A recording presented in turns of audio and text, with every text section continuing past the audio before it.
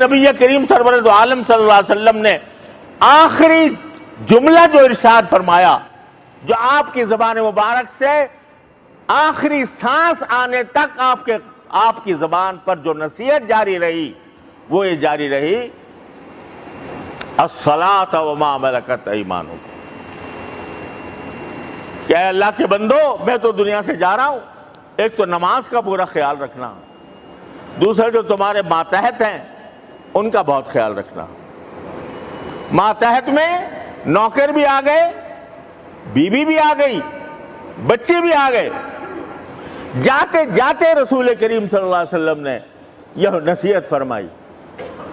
ہم میں سے ہر شخص گریبان میں منہ ڈال کے دیکھے اور اس بات کا اندازہ کرے